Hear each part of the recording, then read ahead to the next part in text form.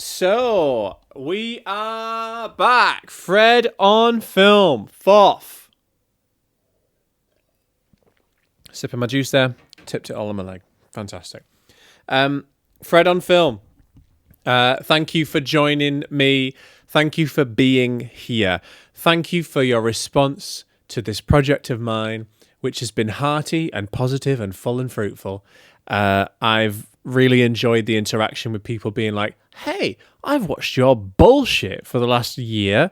I didn't realize you talked about things I actually care about. Yeah, I do, Stephen. I do. Okay. So welcome. This is Fred on Film. It's a movie discussion show, a movie and TV discussion show, where we talk about all things movie and TV. Does what it says on the tin. So, if you don't already, follow the Instagram, which is at Fred Asquith on Film. It's the same on TikTok, but I care more about the Instagram. And then also, if you're not watching this on YouTube, go check it out at Fred Asquith YT on YouTube. I'm on like a big orange sofa. I said this last week. I'm on a big orange sofa, and I've got a fucking neon sign there with my name on it. Like, why would you not want to look at that, you know? So today, we're going to talk about The Assembly, which is a new ITV show.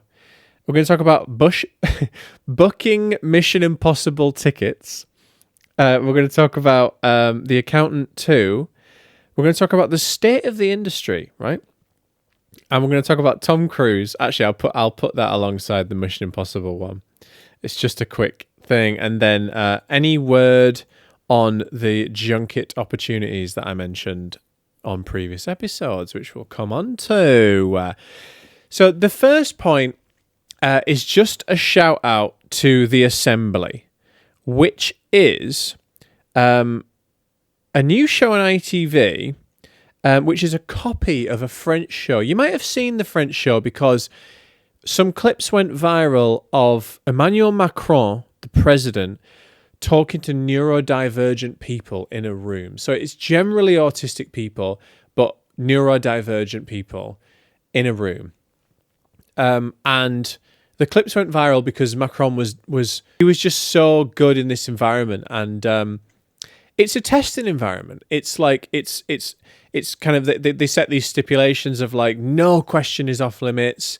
You just have to go along with however it goes, blah blah. Anyway, so ITV have commissioned a kind of copy of this show, and I don't know if you remember, but I went to in the first ever episode of FOF. I mentioned that I'd gone to a BAFTA preview screening, and it was for this. It was to preview The Assembly, and it was the episode with David Tennant talking to neurodivergent people in a fucking skyscraper on a cloudy day in London. And it actually kind of nearly brought me to tears. I thought it was a very, very touching show. I thought it was really deftly handled, and it felt like it had the right intentions and message behind it. Sometimes, as someone who is in touch with neurodivergence in my own way through myself and family members, sometimes I worry that shows such as Love on the Spectrum and The Undateables, they want their message to be, aren't we so supportive and championing of neurodivergence? But it sometimes does come across as like a medieval circus almost, a Victorian circus, I should say. Like, oh yeah, let's get these people out and put them in situations so we can laugh at them, you know. And I don't like that. I don't like that feeling, you know, when I'm watching those shows. I'm not saying that that's their deliberate, present, mindful intention. But sometimes the way that they're edited, it does come across that way, and editing is key. It's just to do with the music choices and things like that, like music choices to get across that maybe what someone said is like an unusual thing to say, or it's an unusual way to say it, or they're being extremely awkward, and so they'll edit in little gaps in the conversation and things like this. And I'm just like, you're not actually celebrating or supporting neurodivergence. You're pointing at it, right? And that's different. Whereas, you know, and I don't feel that all the time, but just to set up and say that the assembly, in my opinion, doesn't do that. The cast and crew were, at the BAFTA screening, I found out the cast and crew were made up of a lot of neurodivergent people with similar conditions, and it just felt throughout the entire show and the way it was edited, it felt really positive and progressive in regards to its perspective on these people. And I loved that. But they kept in that kind of like, you can ask any question you want. The celebrities aren't protected by their wranglers and their PR teams. And so David Tennant, in this preview episode that we watched, which is now out, which is why I'm bringing it up, and the Danny Dyer one is out, and I think there's another one as well. David Tennant was asked like about J.K. Rowling, for example. They said, you were in Harry Potter. What's your opinion on J.K. Rowling's stance on women in the trans community? Blah, blah, blah.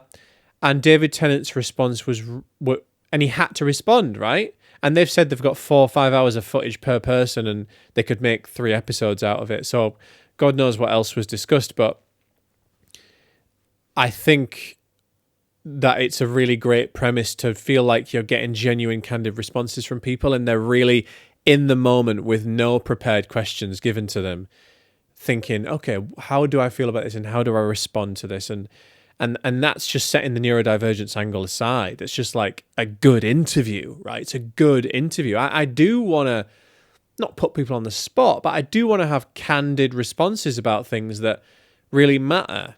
And so David Tennant's response about J.K. Rowling, I don't want to butcher it, but was brilliant. I thought it was brilliant. And so I highly recommend The Assembly. I think it's really, really interesting. And I turned to my friend Richard, who had invited me, and I said, this could be really, really big. I think, unfortunately, nowadays it probably relies on them getting the clips right on social media, just like the Macron one in France, like the clips went viral. If they get the clips right, which shouldn't be hard to do because the whole thing was very entertaining, then it could be a huge hit, I think. So the Mission Impossible tickets came out a week or so ago, and I scrabbled around.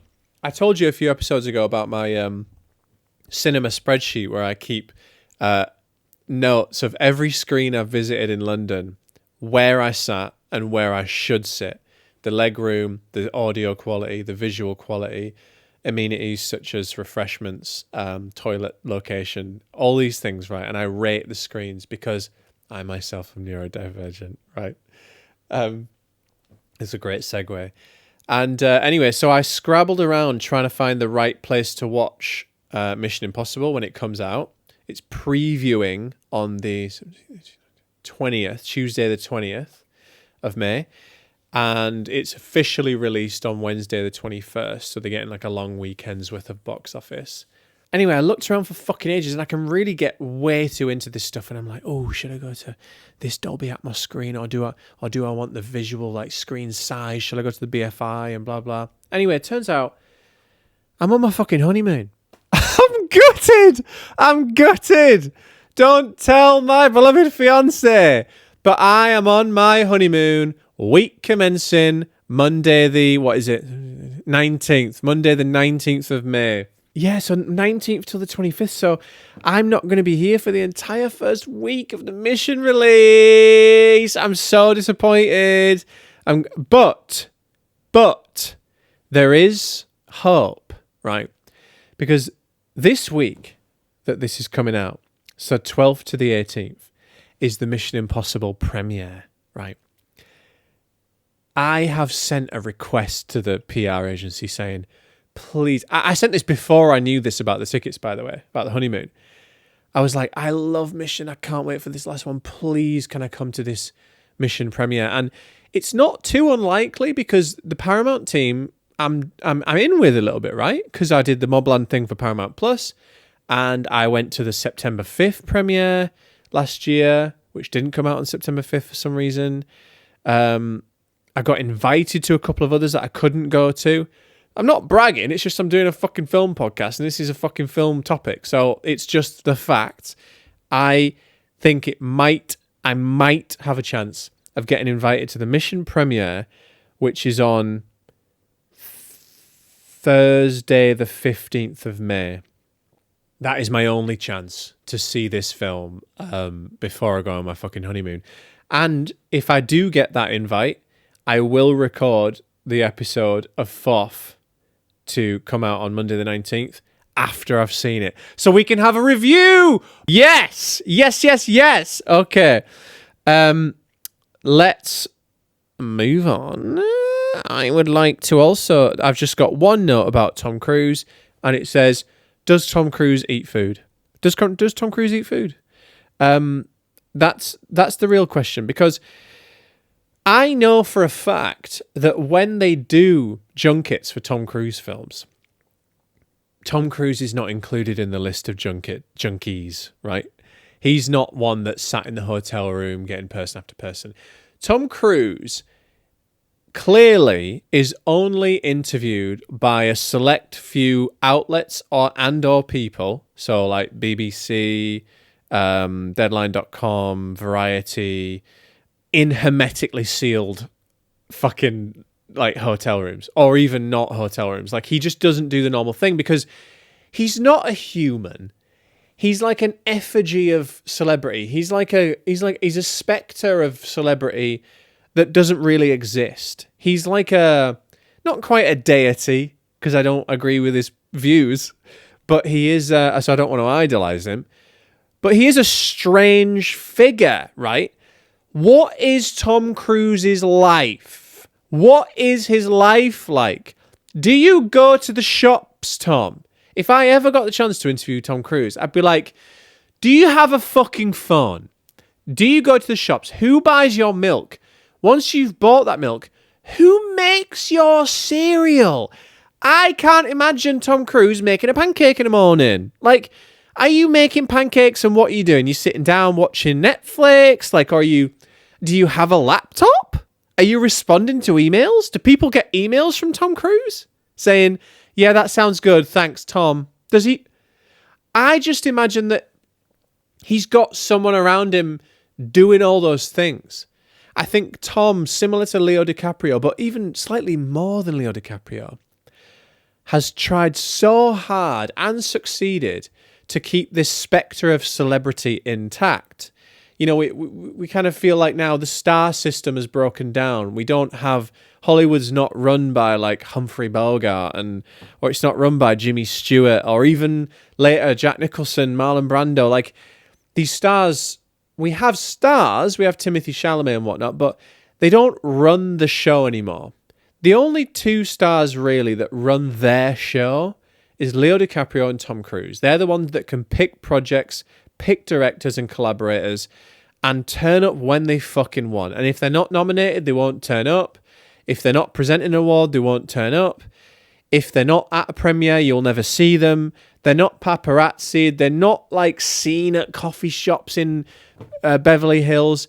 They're just not about... Well, Leo is a bit, to be fair. Leo is, because he's often seen with girls that are half his age, and that's a whole other fucking issue. But where the fuck is Tom Cruise? Is he kept in a casket? That's the question. Is he kept in a casket or on one of those rolling boards like Hannibal Lecter with a muzzle on?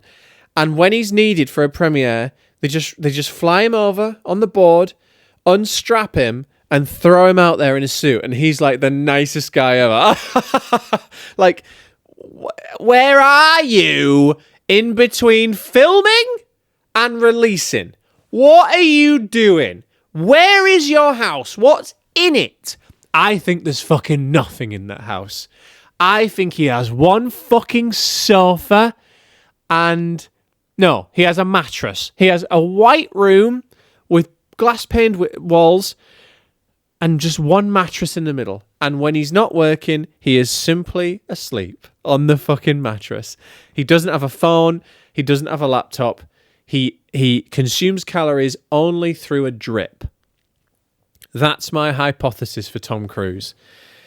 Fucking hell. I really thought about that a lot. Because, like, I fucking saw a fucking clip of him at the, like, do you know what? I've gone on about this too long. I want to talk about The Accountant too, which has been and gone. But it got me thinking about like the legacy of action, kind of vigilante action movies, right? I might be wrong about where I'm going with this, but it got me thinking when I was thinking about The Accountant 2, which is Ben Affleck vigilante action movie, right? I was thinking about like what's the lineage of these films. So I started working back. I was like, oh, and this is literally a thought for the sake of a thought, right? I have no conclusion or point to this. I was just thinking, this feels like this is the point, right? The point is that this genre is derivative of so many films before itself. Every single film is born of the previous iteration of that genre. More so than any other genre, really, in my opinion. Maybe other than like gangster films, maybe, because I mean everything's from Goodfellas ever since, really, even The Irishman. But if we're talking about like vigilante or like lone wolf action movies, hear me out. We're talking The Accountant 2 kind of comes off of it. Sorry, not The Accountant 2. The Accountant gives birth to Nobody and things after that, but The Accountant itself comes from like The Equalizer, right? It's almost The Equalizer light. If anything, it's the same thing. It's like a kind of very kind of specifically minded man taking people down. The Equalizer, right? The Equalizer itself comes from kind of Taken, really. Taken set the stall out for like more schlocky, money-making machines starring often more elderly actors. Elderly is probably the wrong word, but, you know, over 50s actors. I think Liam Neeson was certainly over 50, maybe over 60 when he made the first Taken. Maybe over 50. Denzel Washington is certainly in his 60s now, still making Equalizer films. Ben Affleck's in his 50s. Like, Taken set the stall out for, like, Jerry Action was what Mark Kermode used to call it. Such a good term. Old guy beating people up for some reason. And there was some other films around that kind of era as well. Like there was a Mel Gibson one. What was it called? Edge of Darkness or something like that. Anyway, so Equalizer kind of comes from Taken in that era. Taken comes from Jason Bourne, really, right? So Taken took what Jason Bourne did and made him older, essentially, and kind of stripped away the law of like, oh, I've lost my memory and all this bullshit. He's just a guy on a mission to fuck some people up and get what he wants.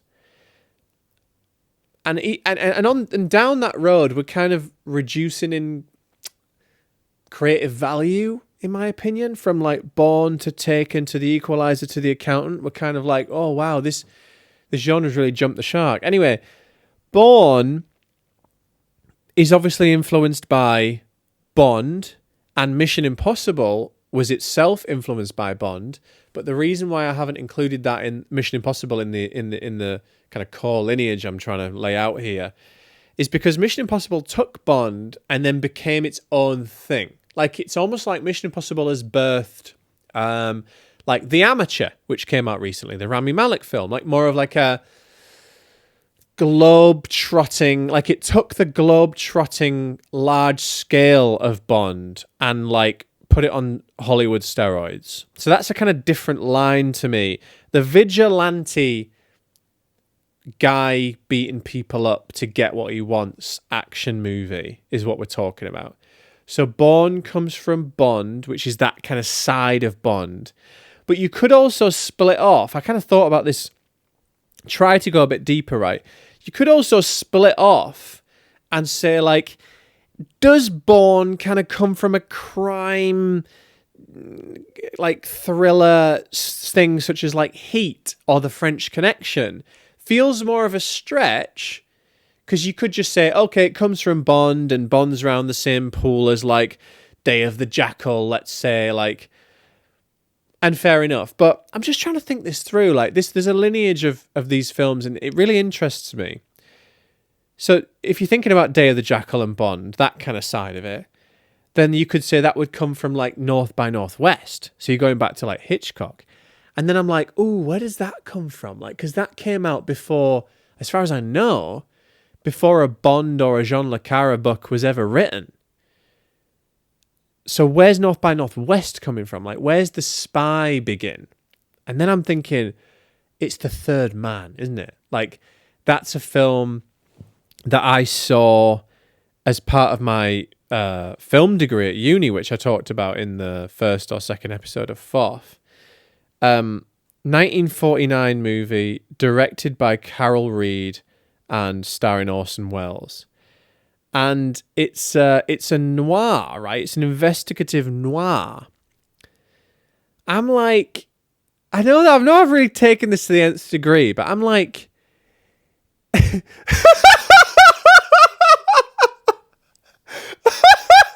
just realised what I'm saying. I guess what I'm saying is, does The Accountant 2 come from The Third Man, right? Is The Accountant 2 here? Does The Accountant 2 exist because The Third Man exists? I guess that's what I'm saying. Fucking hell. And like I say, there is no point to that beyond that. And then, you know, this is probably my final discussion of this. It's more of a discussive episode, right? My final discussion of this episode is the state of the nation. As I was thinking about this lineage, I was thinking, like, well, you know, The Accountant 2 is derivative of these films. What is the state of films nowadays? So I thought, 2025 versus 2015. What is the state of films 10 years ago versus now? And I actually came to the conclusion that I think we're in a better position now than we were in 2015. So I think, contrary to popular opinion, which is that TV has destroyed the mid-section of budgets, you know, we have like very, very low budget, like say Blumhouse horrors, and then we have very, very high budget IP movies. That's, and the middle budgets is now what's on TV. Still true, but that actually I think is way more true for the 2010s. I think when the Marvel films were really hitting their stride and we had Endgame just kind of destroy the box office when was Endgame? 2019. That to me is like when that vibe of Hollywood really peaks. I actually think we're over that wave now. Because now we're having Parasite, Everything Everywhere All at Once, and Anora winning Best Picture. Anora is like a Neon movie, like Neon or an independent production house. These are smaller films. These are like, again, auteur directors, but like doing very personal, independently driven movies. And in the case of Anora, filming them in a very independent way, like a guerrilla filmmaking style. That to me screams, and Ari Aster coming out with all this exciting stuff. PTA's still knocking one out this year. That to me, knocking one out, what? That to me screams the industry has found a safe place now for like low to mid budget dramas again. Like the types of things that we were like, oh, they only make that for TV now. You know, we only really see adult dramas on TV now. I actually think adult dramas are back. I think they're back. Independently spirited adult dramas are back on the big screen compared to the 2010s where I feel like we were neck deep in superheroes. We were neck deep in towards the end of that decade, like The Force Awakens coming out and Star Wars IP getting recycled. I think we've like come out the other end of that, and I think we're in a really healthy position right now. That's the end of that. Do I have any word on the Junket opportunities? No word on the Junket opportunities, but I think there'll be very word. I think there'll be some words soon. I have a second Junket opportunity, which I also can't tell you about. But if these things go through, even just one of them, we'll have a lot of fucking things to talk about on this podcast. I will keep telling you that. and I will inform you what happens when it happens, and you'll be the first to know. And clips obviously will follow. So thanks for joining me. Tight 30 minutes again. I'm enjoying these tight 30s. This was FOF, Fred on Film. Follow the Fred Asquith. Fuck off. What's up? Follow the Fred Asquith on Film Instagram and TikTok account at Fred Asquith on Film. Follow me on Letterboxd at Fred Asquith and YouTube at Fred Asquith YT, where these episodes are in full visual 4K. Me on a giant orange sofa with a fucking neon sign. What? All right. Thanks for joining me. If you got this far, you're my favourite ones. Love you. Bye-bye.